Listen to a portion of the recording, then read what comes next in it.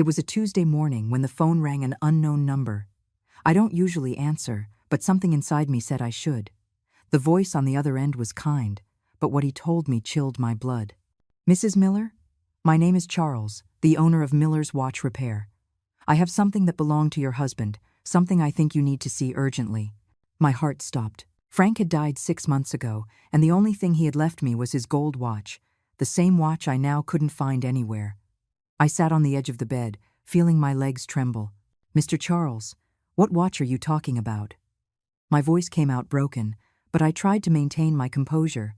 "A gold watch, ma'am, with the initials FM engraved on the back. Your son and daughter-in-law sold it to me 3 days ago, but when I opened it to repair the mechanism, I found something they didn't know was there, something I believe you need to see in person." The words repeated in my head like a painful echo. David and Valeria had sold Frank's watch, my watch, the only inheritance my husband had left me after 45 years of marriage.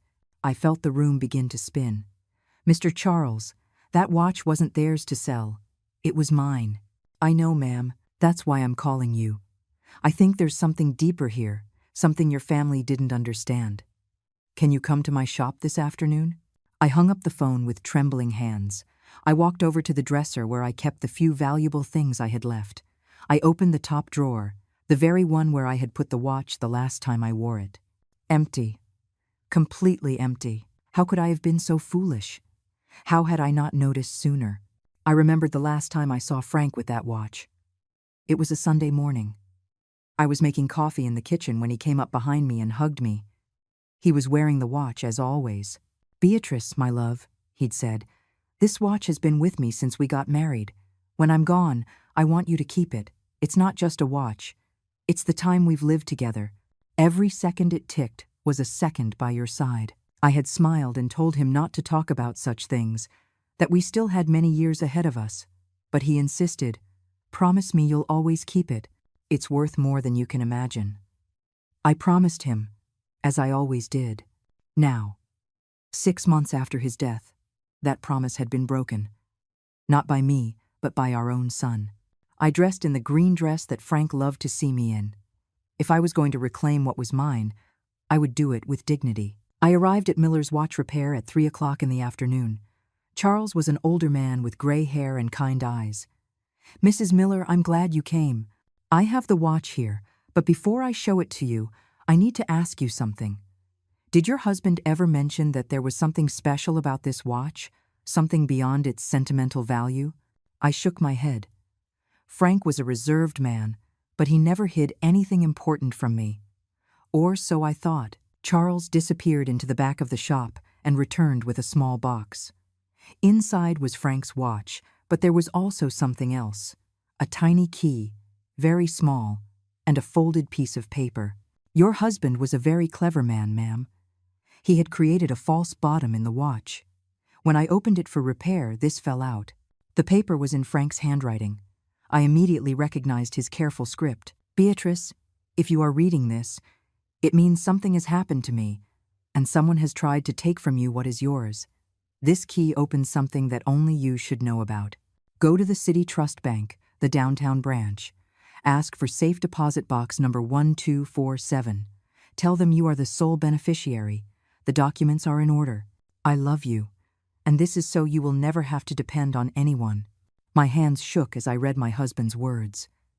He had planned all of this. He knew something like this might happen. Charles watched me with a sympathetic expression. "Your husband paid me in advance for the repair work over a year ago. He told me that if anyone other than you ever brought in this watch, I was to open it and call you immediately. He was a very forward-thinking man." I took the watch, the key, and the paper, placing them in my purse as if they were the most precious treasures in the world, which, in reality, they were. "Thank you, Charles. You don't know what this means to me." He smiled. "I liked your husband very much. We spoke several times when he came in for maintenance on the watch. He always spoke of you with such love. He said you were the strongest woman he knew, but that the world sometimes makes strong people feel weak. He wanted to make sure you never felt that way." I left the watch shop with my heart pounding. Frank had been looking out for me even after his death, but I also felt a mixture of pain and betrayal. My own son had sold the one thing his father had left me, without asking, without considering me, as if I were invisible in my own home. I arrived home with Frank's watch clutched against my chest. The house was quiet, but I knew David and Valeria were in the living room watching television.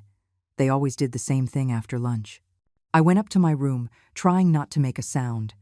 I needed to process everything I had discovered before confronting them. I sat on the bed I had shared with Frank for so many years. The watch was still ticking perfectly. Tick, tick, tick. As if nothing had happened, as if it hadn't been betrayed by the hands of my own son. I read Frank's note again. His handwriting, always so careful, calmed me and gave me strength at the same time. He had thought of everything, even the possibility that our son would fail me in this way. I remembered how things had changed after the funeral. At first, David and Valeria seemed concerned about me. They would visit, bring me food, make sure I was okay. But slowly, their visits became more frequent and their intentions less clear. "Mom, this house is too big for you alone," David had said one afternoon. "Why don't you come live with us? You can sell the house and use that money to be more comfortable." I had immediately rejected the idea. This house held 40 years of memories. Every corner held a piece of Frank. I couldn't leave. I didn't want to leave. But David insisted, and so did Valeria. "Beatrice, we just want what's best for you. At your age, living alone can be dangerous. What if you fall? What if you get sick?" Their words sounded concerned, but there was something in their eyes I didn't like, a coldness I hadn't seen before, as if they were calculating something. Then the more invasive visits began.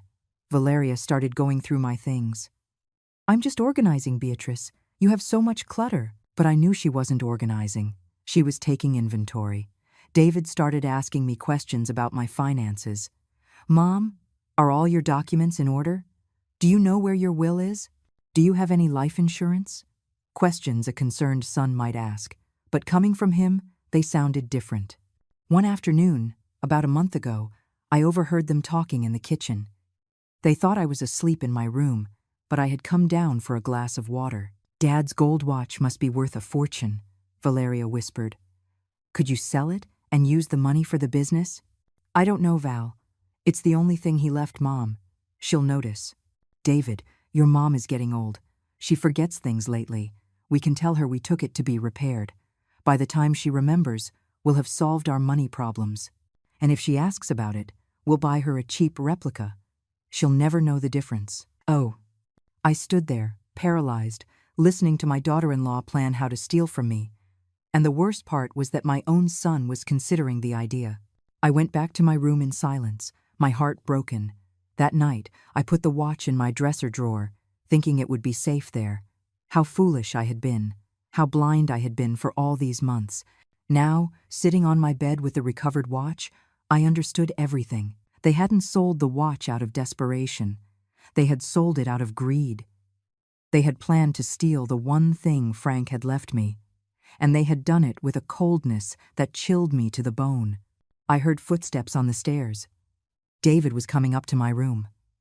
I quickly put the watch, the key, and the note in my purse. "Mom, are you okay? I heard you come in, but you didn't come down to say hello." I opened my bedroom door. David was standing there with that fake smile I had come to recognize in recent months. "I'm fine, son. I was just resting. Did you go to the doctor? We saw you leave this morning." I went to run some errands. It wasn't a lie. I had gone to reclaim what was mine. David nodded, but his eyes scanned my room as if he were looking for something, or verifying that something was still there. "Mom, Valeria and I have been thinking. We think you should seriously consider moving in with us. This house is too much for you. We've already talked about this, David. I'm not moving." "But Mom, think about it. You could sell the house, invest that money, and live comfortably with us. We would take care of everything." "Everything? Like you took care of your father's watch?" David went pale. For a moment, his mask slipped, and I saw the panic in his eyes. "What watch, Mom?" "Your father's gold watch. The one he left me as my inheritance. The one that's no longer in my dresser." End quote. "Mom, I don't know what you're talking about." "David, don't lie to me. I know you sold it. I know you sold it without telling me anything. I know you thought I was so old and so foolish that I wouldn't notice." My son fell silent. His face shifted from panic to defensiveness. Mom, we just wanted to help. The business is going through a rough patch. We needed the money, and you never wear the watch. We thought you wouldn't miss it. Oh, Ma, wouldn't miss it? It was the only thing your father left me. The only thing I had of him. Mom, don't exaggerate. Dad left you this house, his memories, Your father left me that watch. He put it in my hands the day before he died. He made me promise to always take care of it. And you're telling me I wouldn't miss it. David looked down. Mom, I'm sorry, but it's done. We needed the money.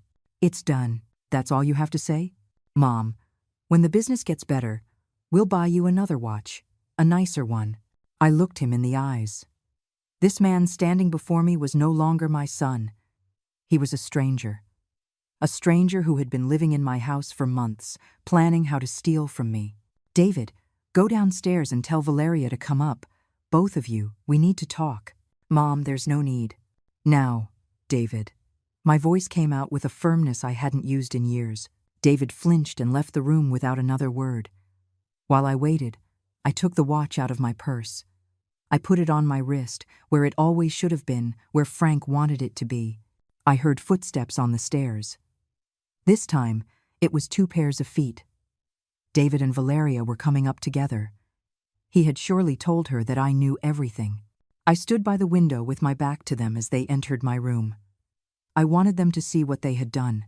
I wanted them to see a woman who was no longer going to let them treat her as if she were invisible. Beatrice, David told me you're upset about the watch, Valeria said, her voice dripping with that false sweetness I had grown to hate. I turned around slowly. The 2 of them were standing in the doorway of my room, like children caught doing something wrong. Upset? You think I'm upset? My voice was calm, but I felt each word was loaded with a dignity I had forgotten I possessed. Beatrice, we can explain. There's nothing to explain, Valeria. You came into my room, took what wasn't yours, and sold it. The only thing I want to know is if you really thought I was foolish enough not to notice.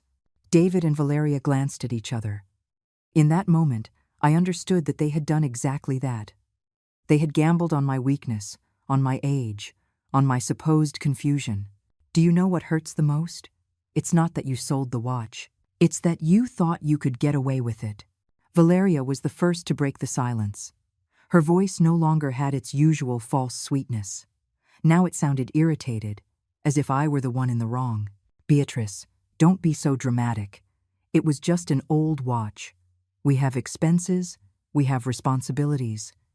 The business is in a crisis, and we needed that money. Just an old watch. I repeated her words slowly, feeling each syllable wound me. That's what it was to you. Just an old watch. End of creasing. David took a step closer. Mom, Valeria's right. We have a company to maintain, employees to pay. You're retired now. You don't have those worries. I looked at both of them, my son and my daughter-in-law, 2 people who had shared my table for years, who had received my affection, my food, my care when they were sick. And there they were, justifying why they had the right to steal from me. And that gives you the right to take what isn't yours? Valeria sighed with exasperation. Beatrice, let's be realistic. You live in a house that's too big for you. You don't work, you don't produce anything. We're the ones who have to carry the future of this family. Her words hit me like slaps. I don't work, I don't produce anything, as if the 45 years I spent caring for Frank, raising David, maintaining this home, meant nothing. As if my entire life had been useless. Ah, I see. Since I don't produce anything, you have the right to take the little I have. Ah. That's not it, Mom. David tried to sound conciliatory. It's just, well, you've already lived your life. We're just starting ours. It's normal for the older generation to help the younger one. Help? You call theft help? Valeria rolled her eyes. We didn't steal anything, Beatrice. The watch was just sitting there, collecting dust. At least we put the money to productive use. A productive use, yes. For the business, to make more money, to secure your future. And my future? My security? That doesn't matter? David sighed. Mom, you already have your pension. You have this house. You don't need more. Who decides what I need? You do? Beatrice, let's be practical. Valeria crossed her arms. You're not going to get married again. You're not going to have more children. You're not going to start a new life. For you, that watch was just a memory. For us, it was an opportunity. Her words pierced my soul. It was true that I wasn't going to get married again. It was true that I wasn't going to have more children. But that didn't mean my life was over. It didn't mean I didn't have the right to keep the memories of the only life I had ever had. You know what, Valeria? You're right. I'm not going to get married again. But that watch wasn't just a memory. It was proof that someone loved me. It was proof that my life meant something to someone. Mom, Dad loved you very much. That will never change. You don't need a watch to remember that. David, you don't understand. When you get old, when you become invisible to the world, it's those little things that remind you that you were once important to someone. Valeria snorted. Oh, Beatrice, you're so dramatic. You're not invisible. You're here. You're fine. You have family. I have family? A family that comes into my room and takes what they want? A family that decides for me what I need and what I don't? A family that lies to my face? We didn't lie to you, David said. We just didn't tell you because we knew you would react like this. Like this? Overreacting? Making a drama out of something that wasn't that important? I was silent for a moment. I looked at my son. He really believed what he was saying. He really thought my feelings weren't valid, that my pain wasn't important. David, do you remember when you were 8 years old and you lost your favorite soccer ball? What does that have to do with anything? Do you remember how you cried? Do you remember how your father and I moved heaven and earth to find it? Do you remember how we went out and searched the whole neighborhood until we found it? Yes, I remember. Why do you think we did that? It was just a ball. We could have bought you another one. David fell silent. We did it because it was important to you. Because we understood that ball meant something special to you. It didn't matter that to us it was just a ball. To you, it was your treasure. Mom, it's not the same. Why isn't it the same? Because now it's my turn to suffer?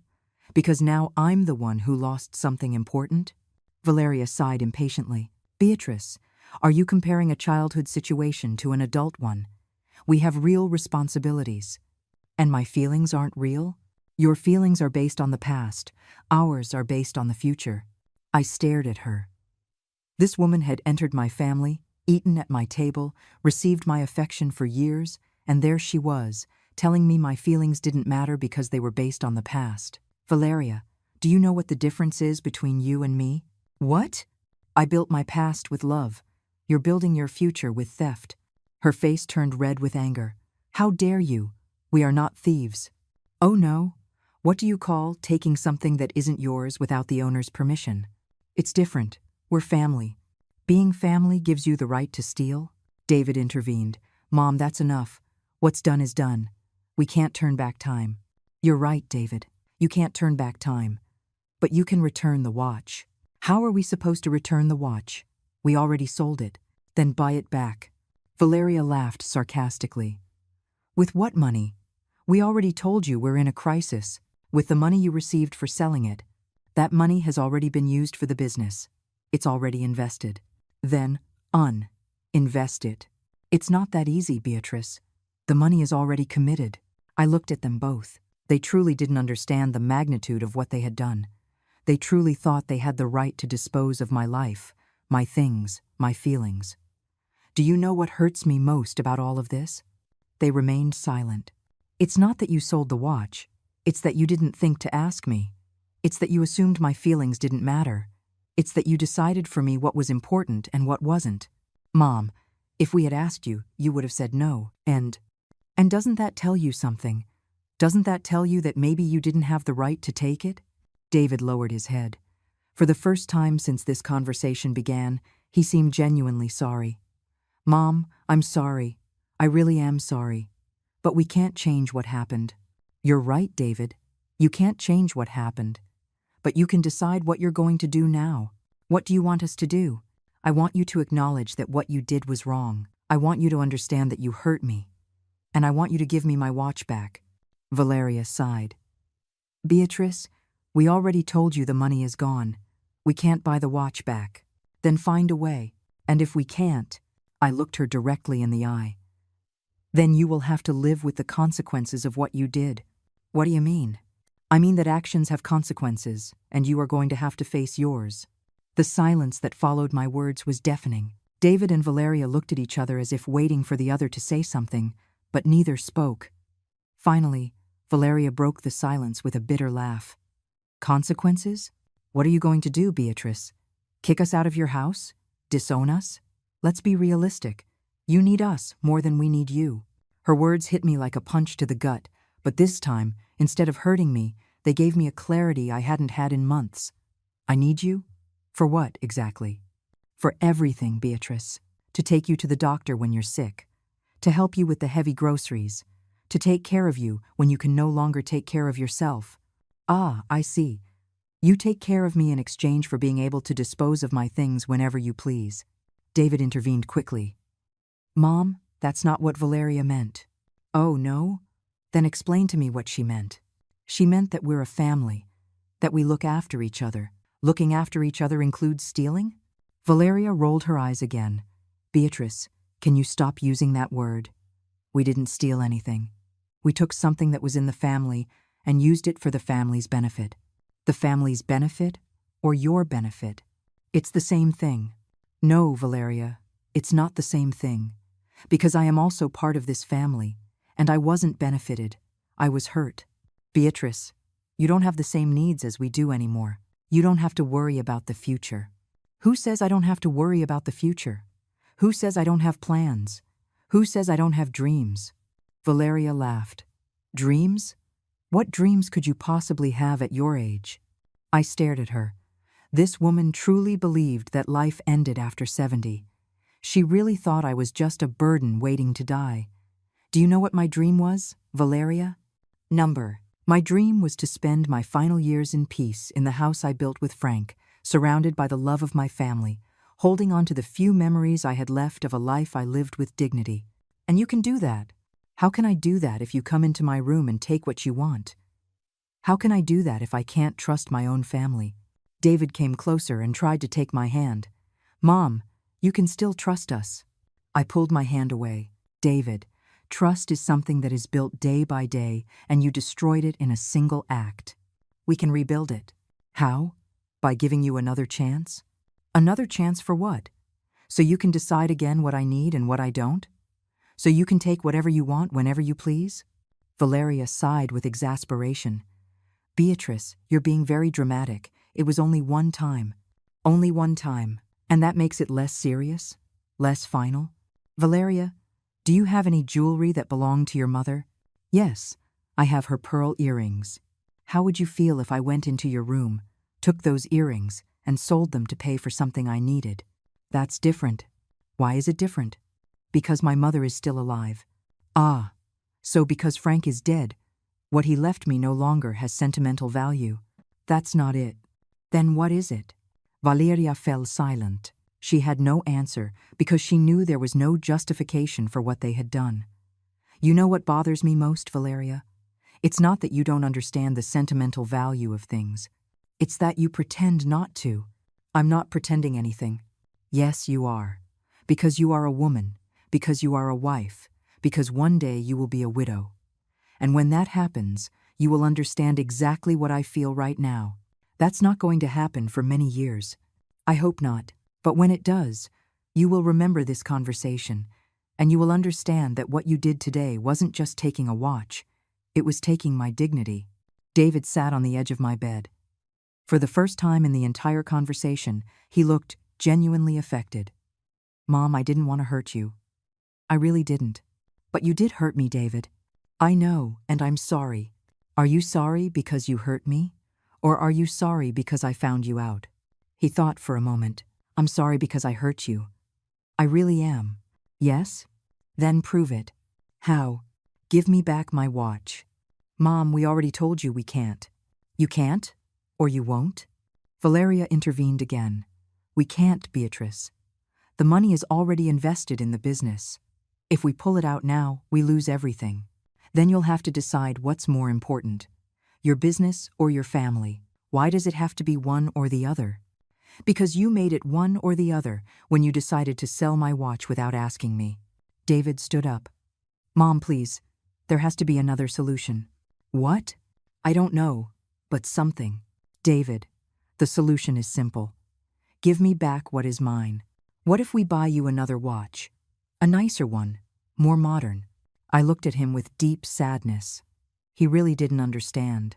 After this whole conversation, he still didn't get that it wasn't about the watch itself. It was about what it represented. David, if I burned all of your childhood photos, would you be happy if I bought you a new album filled with pictures of other children? No, of course not. Why not? Because those photos have sentimental value. They can't be replaced.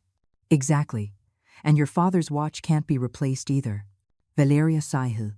All right, Beatrice. We understand the watch had sentimental value, but it's already sold. We can't change that. The only thing we can do is move on. Move on as if nothing happened? As a family that makes mistakes but forgives each other. Valeria, forgiveness is something that is asked for, not something that is demanded. We are asking for your forgiveness. No, you're asking me to settle, to accept what you did, and to carry on as if nothing happened. What else do you want us to do? I want you to understand that some things can't be undone. I want you to understand that some wounds can't be healed with words. And I want you to understand that from now on, things are going to be different. Different how? Different because I will no longer be the foolish old woman you can manipulate. Different because you will no longer be able to make decisions for me. Different because you will no longer have free access to my life, my home, my things. David became alarmed. Mom, what are you saying? I'm saying you are going to have to earn my trust again, and that won't be easy. How can we earn your trust? That is a question you two are going to have to answer. I am no longer going to tell you what to do. I am no longer going to make things easy for you. From now on, you are going to have to prove to me that I deserve your respect. Valeria crossed her arms. And in the meantime, what? You're going to punish us as if we were children? I'm not going to punish you, Valeria. I'm simply going to protect myself. Protect yourself from what? From you hurting me again. Silence filled everything again. The three of us stood there in my room, knowing that something had changed forever, that things would never go back to the way they were, because for the first time in months, I had stopped being the victim, and they had stopped being the ones in control. I think it's time for you to leave, I said finally. You're kicking us out? I'm asking you to leave for today. I think we've talked enough.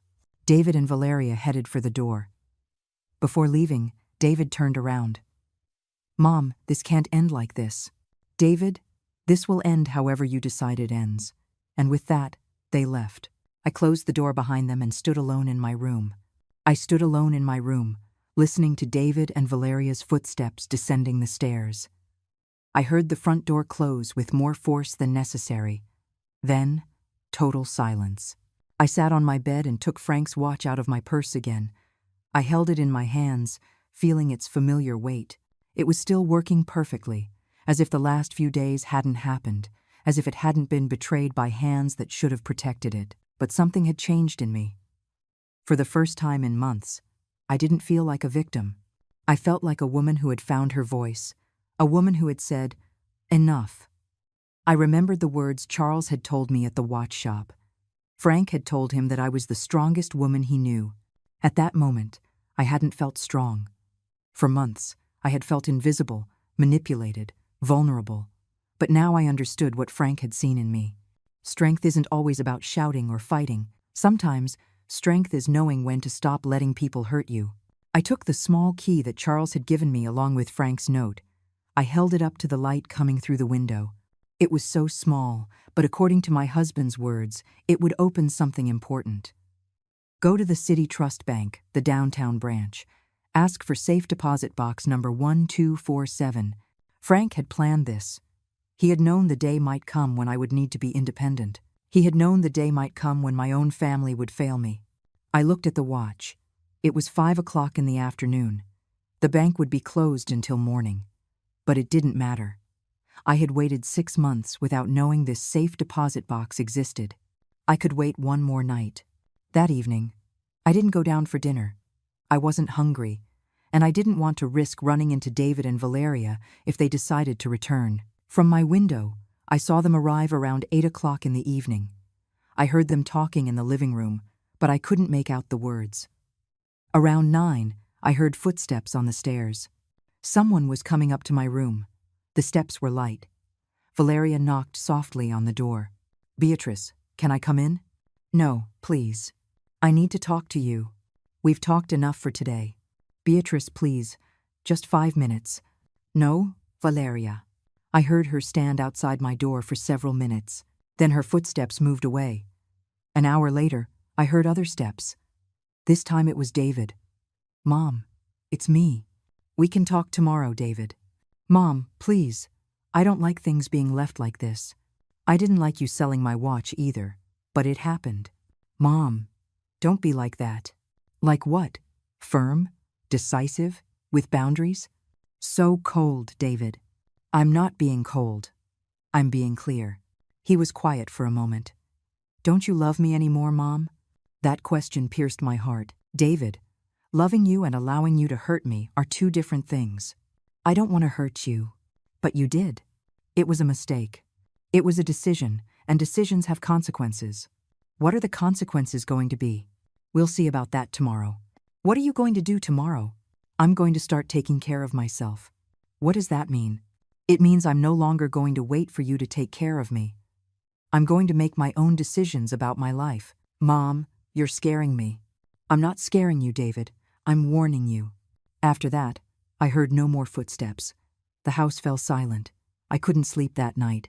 Not from anxiety or fear, but from a strange sense of freedom I hadn't felt in years, as if I had been carrying a weight I didn't know I had and had finally set it down. At 6 o'clock in the morning, I got up, showered, and dressed in my best dress, the red one Frank had given me for our last anniversary. If I was going to discover what my husband had left for me, I wanted to do it feeling like the woman he had loved. I had breakfast alone in the kitchen. David and Valeria were still asleep. I left a note on the table. "Out running errands. Beatrice." The City Trust Bank opened at 9. I arrived at 5 minutes after 9. "Good morning. I'm here about a safe deposit box. Number 1247. The teller, a young woman with brown hair and a kind smile, asked for my identification and the key. "Mrs. Miller, yes, you are registered here as the sole authorized beneficiary. Your husband, Frank, opened this box 2 years ago. Is this the first time you've accessed it?" "Yes, it's the first time." "Very well, please follow me." She led me to a small, quiet, private room. She brought in a metal box and left it on the table. "Take all the time you need, ma'am. When you're finished, ring the bell, and I'll come assist you." She left, closing the door behind her. I was alone with the box Frank had prepared for me. I opened it with trembling hands. Inside were several envelopes. The first had my name written on it in Frank's careful script. I opened it and began to read. "My dearest Beatrice, if you are reading this letter, it means something has happened to me, and someone has tried to take from you what is yours. I knew our son. I love him deeply, but I also know his weaknesses, and I know Valeria. I knew that if something happened to me, they might try to convince you that you depend on them. I want you to know that is not the case." My eyes filled with tears. Frank knew me better than I knew myself. He had predicted exactly what had happened. "In this box, you will find everything you need to be independent. There are documents for a savings account I opened in your name. There is the real will, not the one I left with the family lawyer. And there is something else." I kept reading, my heart pounding. "Beatrice, for all these years, I secretly saved money. Not much each month, but consistently. It was for your security, so you would never have to depend on anyone, so you could live with dignity no matter what happened." I searched the box and found a thick envelope with bank documents. I reviewed them quickly. Frank had been depositing money into an account in my name for 15 years. The final amount left me breathless. It was enough to live comfortably for the rest of my life. It was enough to be independent. It was enough to never again have to tolerate being treated as if I were invisible. There was another envelope with a deed. Frank had bought a small house on the beach, 2 hours from the city. It was also in my name. "This house is for you if you ever decide you need a new beginning. It is completely paid for. It's small but comfortable. It has a garden where you can plant the flowers you love so much. It's yours for when you need it. There was one last, smaller envelope. I opened it, and inside was a photo of us from our wedding day. On the back, Frank had written, "For the bravest woman I know. Don't let anyone make you believe otherwise." I sat in that small bank room crying, but they weren't tears of sadness. They were tears of gratitude. Gratitude for a man who had loved me so much that he had planned for my freedom even after his death. Frank had known this day might come. He had known the moment might arrive when I would need to choose between my dignity and my family, and he had given me the means to choose my dignity. I put all the documents in my purse, rang the bell, and the teller returned. "Is everything all right, ma'am?" "Everything is perfect. Do you wish to keep the safe deposit box?" "No, I don't need it anymore." I walked out of the bank feeling like a different woman. I was not the same Beatrice who had walked in that morning. I was a woman with options, a woman with power, a woman who could make her own decisions. I walked through the downtown streets, thinking about everything I had discovered. Frank hadn't just left me money, he had left me freedom. He had left me the ability to live without fear, without manipulation, without having to tolerate disrespect, but he had also left me with a decision to make. What was I going to do with this new reality?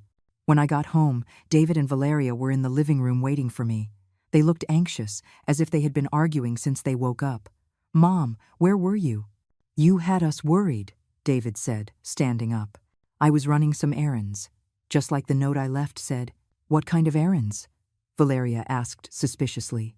"Personal errands." I headed for the stairs to go up to my room, but David intercepted me. "Mom, we need to talk. Valeria and I were thinking all night about what happened yesterday." "Oh, really? And what conclusion did you come to?" "We came to the conclusion that we need to find a solution that works for everyone. For everyone, or for you." Valeria approached. "Beatrice, we want to compensate you for the watch. We found a way to pay you back the money." "How?" "We can borrow it from Valeria's parents," David said. "We'll buy you another watch, just like the one we sold." I looked at them both. They still didn't get it. After everything that had happened, they still thought this was about the money. "David, Valeria, please sit down." They sat on the sofa, looking at me expectantly. I remained standing. "Do you really think this is about the money?" "It's not about the money?" Valeria asked. "No, Valeria, it's not about the money." "Then what is it about?" "It's about respect. It's about trust. It's about you treating me as if I were invisible in my own house." David frowned. "Mom, we respect you. You respect me? Coming into my room without permission is respecting me. Taking my things without asking is respecting me. Deciding for me what I need is respecting me. Mom, it was an error in judgment." "We've already admitted that." "An error in judgment, David? You planned this. I heard you talking in the kitchen a month ago. I heard when Valeria told you that you could tell me you had taken the watch to be repaired." Valeria turned pale. "You heard us?" "I heard you. And I knew in that moment that my own family was planning to rob me. Do you know what that feels like?" "Beatrice, we didn't." "Valeria, don't lie to me anymore. Don't pretend anymore. I know exactly what you thought of me. I know exactly how you see me. How do we see you? As a burden. As an old woman who is no longer useful for anything. As someone whose opinions don't matter. As someone who can be easily manipulated." David stood up. "Mom, that's not true." "It's not true? Then explain to me why you never asked me if you could sell the watch." "Because we knew you would say no." "Exactly. You knew I would say no, but you decided to do it anyway. Doesn't that tell you something about what you really think of my opinion?" Valeria sighed. "Beatrice, sometimes adults have to make tough decisions." "Adults? And what am I?" Well, you don't have the same responsibilities anymore." "Ah, so because I don't have the same responsibilities, I also don't have the same rights?" "That's not it." "Then what is it, Valeria? Explain it to me. Explain to me why you had the right to dispose of my property." She fell silent. She had no explanation because there was no valid explanation. "Do you know what hurts me the most about all of this? It's not that you sold the watch. It's that you assumed I was so weak, so useless, so dependent on you, that you could do whatever you wanted with me." "Mom, we never thought you were useless," David said. "No? Then why didn't you consult me?" "Why?" "Because we thought you would worry unnecessarily." Worry unnecessarily about my own inheritance? Mom, the business was in crisis. We needed the money urgently. There was no time for long discussions. David, how long would it have taken you to say, Mom, the business is in trouble. Could you help us by selling Dad's watch? You would have said no. Maybe. Or maybe I would have said yes. But we'll never know, because you decided that my opinion didn't matter. Valeria stood up. All right, Beatrice. We understand you're upset. We understand we made a mistake. What do you want us to do to fix it? Do you really want to fix it? Yes. Or do you want me to just shut up and go back to being the submissive old woman I was before? We want things to go back to normal. Valeria, normal was you disrespecting me and me allowing it. That normal is over. David came closer. Mom, what are you saying? I'm saying that things are going to change. What kind of changes? For starters, you will no longer have free access to this house. If you want to come over, you will have to call first and ask for my permission. You're forbidding us from coming to your house? I am asking you to respect me enough to ask before you enter. But this has been our home for years. No, David, this is my house. You have been welcome here for years, but being welcome is a privilege, not a right. Valeria crossed her arms. And if we don't agree to these new rules? Then you will have to decide what is more important, your pride or your relationship with me. Beatrice, you're being very extreme. Extreme, Valeria? Asking you to treat me with respect is extreme? No, but cutting off access to the house is extreme. Do you know what was extreme? Coming into my room and robbing me. That was extreme. David sat down again, running his hands over his face. Mom, this is getting out of control. No, David, this is being brought under control. For the first time in months, I am in control of my own life. What else is going to change? You will no longer make decisions about my life without consulting me. You will no longer assume you know what's best for me. You will no longer treat me as if I were a burden. Mom, we never treated you like a burden. No? Then why did you suggest I sell the house every time you came to visit? Why did every conversation end with you telling me I should move in with you? Because we were worried about you. No, David. Because you wanted to control me. Because you wanted access to my assets. Because you wanted me to be completely dependent on you. Valeria stood up again. All right, Beatrice. I think you need some time to calm down. When you're ready to be reasonable, we can talk. Be reasonable, Valeria? Defending my rights is not being unreasonable. Defending your rights is fine, but punishing us as if we were children is not fine. I'm not punishing you. I'm educating you. Educating us? Yes. I am teaching you that your actions have consequences. I am teaching you that you can't treat me however you want without repercussions. David sighed. And how long is this education going to last? Until you learn the lesson. What's the lesson? That I deserve respect. That my opinion matters. That I am not your property. Valeria picked up her purse. Come on, David. It's obvious your mother is in no condition to have an adult conversation. I laughed. An adult conversation? Valeria, an adult conversation includes admitting when you're wrong. It includes apologizing sincerely. It includes making real changes to repair the damage you've caused. We already apologized. No, you asked me to forgive you. Those are two very different things. David stood up. Mom, this can't go on like this. We are family, David. Being family doesn't mean you can abuse me. Being family means respecting each other. And if we can't reach an agreement, I looked him directly in the eyes. Then we will each go our own way. Are you willing to lose your family over a watch? David, you were the ones who were willing to lose my trust over a watch. I am just defending what's left of my dignity. They headed for the door without another word. Before leaving, David turned around. Mom, I hope you reconsider. David, I hope you reconsider. And they left. I stood alone in my living room, but for the first time in months, I didn't feel abandoned. I felt free. The following days passed in a strange but liberating silence. David and Valeria didn't come by, didn't call. It was as if they had decided to give me the silent treatment, expecting me to give in first. But for the first time in years, the silence didn't bother me. On the contrary, it gave me space to think, to plan, to imagine what I wanted the rest of my life to look like. I took out the documents Frank had left me and studied them carefully. The beach house was small but beautiful. The photos included with the deed showed a picturesque cottage with a garden that opened directly onto the sea. Frank had chosen well. The bank account had enough money for me to live comfortably without depending on anyone. I could stay in this house if I wanted, I could move to the beach if I preferred, I could travel, I could do whatever I pleased. For the first time in decades, I had real options. On Wednesday afternoon, I decided to call a taxi and go see the beach house. I needed to see it with my own eyes.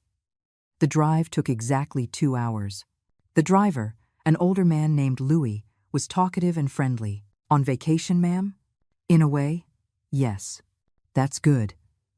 At our age, it's important to enjoy life, don't you think? You're right, Louis. Very right.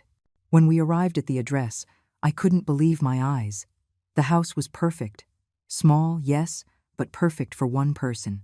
It had 2 bedrooms, a living room that opened directly onto the garden, and a kitchen with windows overlooking the sea. It's beautiful, I told the driver. Is it yours? Yes, it's mine. You're lucky. Living here must be like a permanent vacation. He was right. As I walked through the garden, listening to the sound of the waves, I felt more peaceful than I had in years. Frank had thought of everything. He had chosen a place where I could be happy, a place where I could start over if I needed to. And maybe I did. On the drive back, Louis told me about his own family. I have 3 children, ma'am. 2 of them visit often, but the middle one, he drifted away when he got married. His wife isn't too fond of us. And how do you handle that? At first, it hurt a lot. But then I understood that you can't force people to love you, not even your own children. True love has to be freely given. His words stayed with me for the rest of the trip. When I got home, there was an unfamiliar SUV parked outside. In the living room was David with a man I didn't know. Mom, this is Mr. Martinez, our lawyer. We need to talk to you. My heart sped up, but I kept my composure. What do you need to talk to me about? Mr. Martinez stood up. He was a young man in an expensive suit, with a smile that didn't inspire confidence. Mrs. Miller, your son is concerned about your well-being. He has told me that you have been confused lately. Confused? Yes. Making irrational decisions, having episodes of paranoia. I looked at David in disbelief. You told him I'm confused? David avoided my gaze. Mom, the other day you said things that didn't make sense. You accused your own family of stealing from you, because you did steal from me. The lawyer intervened. Ma'am, as your son tells me, you are accusing your family of selling your belongings without authorization. But he explains to me that you are a close-knit family that makes decisions jointly for the benefit of everyone. Joint decisions? When did you consult me before selling the watch? Ma'am, sometimes older individuals can misinterpret normal situations. Mr. Martinez, how old are you? 32, ma'am. 32. And you dare to tell me, a woman of 74 years, that I misinterpret normal situations? Ma'am, it's not about age. It's about what? My supposed confusion? My supposed paranoia? David finally spoke. Mom, we just want to help you. Help me by bringing a lawyer to have me declared incompetent? No one said anything about declaring you incompetent. Then why is the lawyer here? The lawyer cleared his throat. Mrs. Miller, your son is considering requesting a psychiatric evaluation to ensure your well-being. A psychiatric evaluation to ensure my well-being? Or to ensure yours? Mom, please. David, do you really think I'm crazy? I don't think you're crazy. I think you're confused. Confused about what? About what happened with the watch. About our conversation the other day. About everything? I sat down in my favorite armchair, the one where Frank and I had spent so many afternoons talking, planning our future, the armchair from which I had watched David grow up. Mr. Martinez, may I ask you a few questions? Of course, ma'am. Do you believe a person of 74 years has the right to decide about her own belongings? Well, yes, as long as she is in full mental capacity. And do you believe that defending my rights means I am not in full mental capacity? Not necessarily, but, Mr. Martinez, my son told you that they stole a watch from me. Is that true or false? David tensed up. Mom, David let the lawyer answer. Mr. Martinez, my son told you that he and his wife sold my watch without my permission. The lawyer glanced nervously at David. Well, he explained to me that they made a family decision. A family decision without including the owner of the object. Does that seem normal to you? Ma'am, as I understand it, you live together and… No, Mr. Martinez. They do not live with me. They visit me. This is my house. Mom, please, don't complicate things. Complicate things, David? Calling things by their proper name is complicating things? I stood up and walked to my desk. I took out the documents Frank had left me. Mr. Martinez, could you tell me if these documents are in order? I handed him the papers for the bank account and the deed to the beach house. The lawyer reviewed them carefully. His expression gradually changed from condescending to surprised. Ma'am, these documents are perfectly in order. They are quite substantial. What do you mean by substantial? I mean that you are a woman of considerable resources, financially independent. David came closer. What documents are those, Mom? They are the documents your father left me. The documents I found because you sold my watch. What do you mean?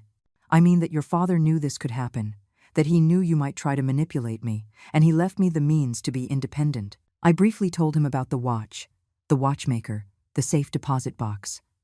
David grew paler with every word. Mr. Martinez gathered the documents and returned them to me. Mrs. Miller, it is clear that you are in perfect mental condition, and it is clear that you have the resources to live independently. David, I believe there has been a misunderstanding. Your mother does not need any kind of evaluation. David was silent. His plan had completely failed. Mr. Martinez, how much do I owe you for the consultation? Don't worry, ma'am. There's no charge. I insist. No, really. No service was rendered. He left, leaving David and me alone. Mom, I didn't know about those documents. No, you didn't know because you assumed I was a poor, dependent old woman who could be easily manipulated. That wasn't it. It wasn't? Then what was it? Why did you bring a lawyer to declare me incompetent?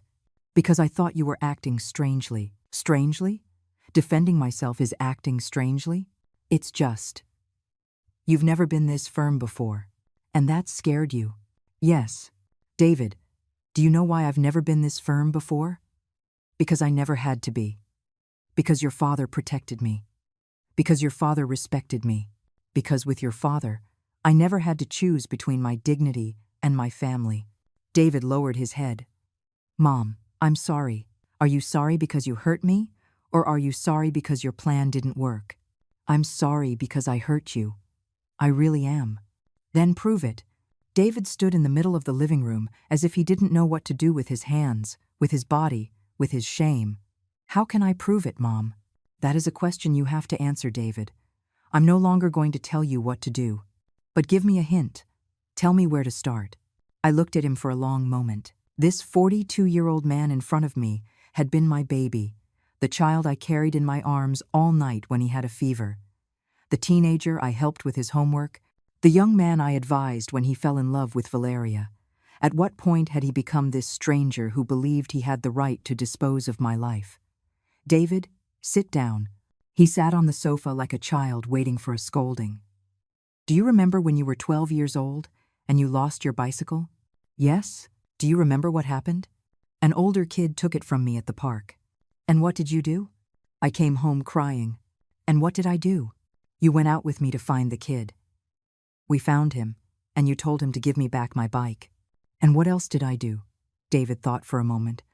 You told me to learn to defend myself, that no one had the right to take what was mine. Exactly. I taught you that defending what is yours isn't being mean. It's being brave. So, David, why do you think it's wrong for me to defend what is mine? It's not wrong, Mom. It's just. I didn't think you would find out. You didn't think I would find out? Or you hoped I wouldn't find out? I hoped you wouldn't find out. Why? Because I knew you would be upset. And that didn't tell you something? The fact that you knew I would be upset didn't make you think that maybe you shouldn't do it? David ran his hands through his hair. Yes, it should have told me something. But you did it anyway. Yes. Why? Because I was desperate. The The business was doing badly. We had debts, and I thought you wouldn't understand. You thought I wouldn't understand that you needed money? I thought you wouldn't understand that it was an emergency. David, have I ever denied you help when you really needed it? He remained silent. When you got married and needed money for the down payment on your house, what did I do? You gave me the money. New questions asked. New questions asked. When Valeria was pregnant and then lost the baby and you needed money for medical expenses, what did I do? You gave me the money. New questions asked. So why didn't you ask me this time? David sighed deeply. Because this time it wasn't just some money. It was a lot of money, and I knew you would ask exactly what we needed it for. And that was a bad thing? It wasn't bad, but we were embarrassed. Embarrassed about what? Embarrassed that the business was doing so poorly. Embarrassed about having made bad decisions. Embarrassed about having to ask you for help again. David, you would rather steal from me than be embarrassed? It wasn't stealing, Mom. What do you call taking something that isn't yours without the owner's permission? It was a desperate decision. David, a desperate decision would be to come to me, explain the situation, and ask for help. What you did was a selfish decision. You're right. Do you really think I'm right? Or are you just telling me what you think I want to hear? I really think you're right. So, what are you going to do about it? David thought for several minutes. I could see he was struggling internally, trying to find the right words. I don't know, Mom. I don't know how to fix this. Do you really want to fix it? Yes. Or do you want things to go back to the way they were so you can feel more comfortable? I really want to fix it. All right. Then let's start at the beginning. What's the beginning? The beginning is that you acknowledge what you really did. No excuses, no justifications, no minimizing. David took a deep breath. Okay, Valeria and I came into your room without permission. We took your watch without asking you. We sold it without consulting you. We lied to you about what happened. And when you confronted us, we tried to justify our actions instead of taking responsibility. And how does that make you feel? It makes me feel horrible. It makes me feel like a person I don't like. Why does it make you feel that way? Because I hurt the person who has loved me the most in my life. Because I betrayed the trust of the woman who gave me everything. Because I behaved like a thief. I saw tears in his eyes. They were the first real tears I had seen since this whole ordeal began. David, do you understand why I can't just forgive and forget? Yes, I understand. Do you understand why I need things to change? Yes. Do you understand why I can't trust you like I used to? Yes, I understand. Good. That's the first step. What's the second step? The second step is that you talk to Valeria. You explain to her what you've just understood, and the two of you decide if you're willing to make the necessary changes to rebuild this relationship. What kind of changes? That's for you to decide. But they have to be real changes, not empty promises. David stood up. Can I ask you something, Mom? Of course. Is there any chance things can go back to the way they were? No, David. Things will never go back to the way they were. His face fell. So, have I lost my mom forever? You haven't lost your mom. But you've lost the mom who allowed herself to be disrespected. You've lost the mom who didn't set boundaries. You've lost the mom who always gave in to avoid conflict. And what mom do I have left? You have a mom who loves you, but who loves herself too. You have a mom who will support you when you truly need it, but who won't allow herself to be abused. You have a mom who will respect you if you respect her. Will that mom forgive me? That mom has already forgiven you, David. But that mom will not forget, and she will not let it happen again. David came over and hugged me. It was a different kind of hug. It wasn't the hug of a son who took his mother's love for granted. It was the hug of a man who understood that he had been on the verge of losing something very precious. I love you, Mom. I love you too, David. But loving you doesn't mean letting you hurt me. I understand. I really do. Yes, you really do. He left that afternoon with an expression I hadn't seen in years, a mix of humility and determination, as if he had finally understood that being an adult meant taking responsibility for his actions. That night, I sat on my bed with Frank's watch in my hands. I watched it work. I listened to its constant tick-tock. This small object had triggered a revolution in my life, a revolution that Frank had planned from the beginning. Thank you, my love, I whispered to the watch. Thank you for showing me that I am still strong. 3 days later, David returned. This time, he came alone. Mom, I spoke with Valeria. At first, she didn't understand why you were right. But after a lot of talking, after I explained everything you told me, I think she's starting to get it. You think? She's resisting. She says you're being too dramatic, that you're exaggerating. And what did you tell her? I told her that if she were in your shoes, she would react the same way, or worse. And what did she say? She got angry. She said the comparison isn't valid because she would never let herself be treated like that. Interesting response. Why? Because she admits that I was treated badly, but says she wouldn't have allowed it. David was silent for a moment. You're right. I hadn't seen that contradiction. David, is Valeria willing to change? I don't know, Mom. Honestly, I don't know. And what are you going to do if she isn't? I don't know that either. Well, at least you're being honest. Mom, can I ask you something? Of course. What are you going to do with your life now? I smiled. I'm going to live it, David.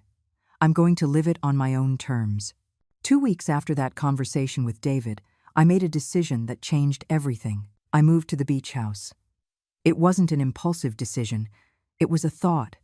Out, calm, definitive one.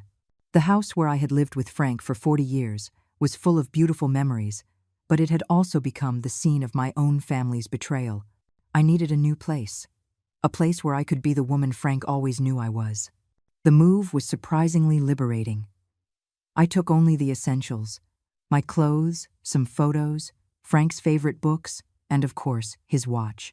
I left everything else in the house. David could sell it if he wanted. I no longer cared. The first day in my new house, I woke up to the sound of the waves. I opened the curtains and saw the sea stretching to the horizon. It was like waking up in a dream. I had breakfast in the garden with Frank's watch on my wrist. Look where we ended up, my love, I said to the wind. Exactly where you planned for me to be. David came to visit me on the 3rd day. He arrived in his car, clearly nervous.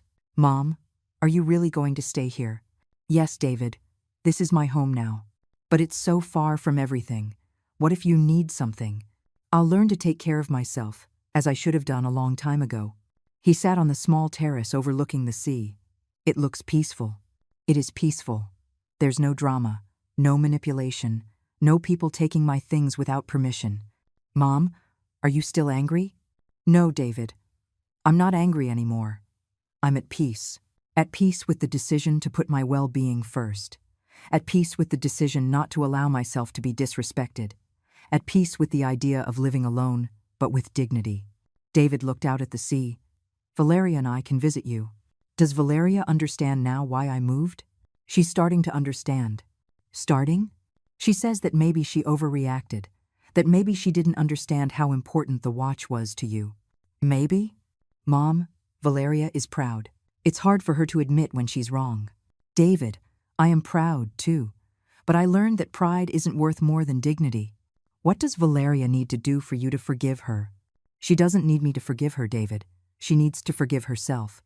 She needs to understand that what she did was wrong. She needs to decide what kind of person she wants to be. And in the meantime, I am going to be happy here, with or without you. That afternoon, after David left, I walked along the beach. It was a small, quiet beach, mostly frequented by local fishermen and a few families from the area. An older woman who lived in the house next door approached me. You must be the new neighbor. I'm Martha. Nice to meet you, Martha. I'm Beatrice. Did you come for a few days of vacation? No, I've moved here permanently. How wonderful.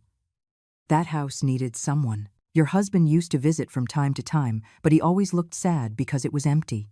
You knew my husband? Of course. Frank was a very kind man. He always asked me how the garden was, if the house was being well maintained. He said that one day his wife would come to live here. Did he really say that? Many times. He said you were a very strong woman, but that the world sometimes didn't let you be.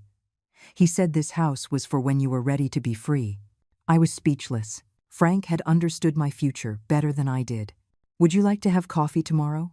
Martha asked me. I could tell you more about Frank and about the neighborhood. I would love that. That night, I sat on the terrace watching the stars. It was the first time in years that I felt completely in control of my life. I wasn't waiting for someone to arrive. I wasn't worried about what someone might take from my room. I wasn't walking on tiptoes to avoid conflict. I was just being me. The next day, Martha came over for coffee. She told me that Frank used to come every 2 or 3 months to check on the house, that he always spoke of me with so much love and admiration. He said you had sacrificed so much of yourself for the family, that you had been such a good mother and wife that you sometimes forgot to be just Beatrice. He said that? Yes. And he said this house was for when you remembered who you were before you were a mom and a wife. Those words reached my soul. Frank had known me better than anyone. He had seen what I had lost of myself over the years. A week later, David came again. This time, he brought Valeria. They looked uncomfortable, but they had come. Beatrice, Valeria said in a voice I hadn't heard before, a voice without arrogance. I came to apologize. Apologize for what, specifically? For taking your watch without permission. For selling it without consulting you. For treating you as if your feelings didn't matter. And why are you apologizing now? Because David made me understand something. What was that? He asked me how I would feel if his mother-in-law came into my house and sold my mom's earrings to pay her expenses. And how would you feel? Furious, betrayed, disrespected, and I understood that's exactly what we did to you. For the first time since this whole problem began, Valeria seemed sincere. Valeria, do you understand why I moved here? I understand that you needed space. I understand that you couldn't keep living in a place where you had been disrespected. And you understand that this wasn't just about a watch? I understand that it was about so much more. It was about treating you as if you were invisible. It was about assuming we could make decisions for you. It was about not valuing your feelings. I was silent for a moment, observing her. She seemed genuinely sorry. What are you going to do differently now? David spoke first. We are going to respect you. We are going to consult you before making any decision that affects you. We are going to treat you like the independent woman you are. And you, Valeria? I am going to recognize that I didn't understand what it means to grow old with dignity. I am going to stop assuming I know what's best for you. I am going to value your experience instead of dismissing it. Does this mean I can come visit you again? Of course, Mom. But only if you want to. And does it mean you can visit me here? Can we? Valeria asked with hope. You can, but the rules are different now. What rules? The rule is that you treat me like an independent adult who deserves respect. The rule is that you assume nothing about what I need or want.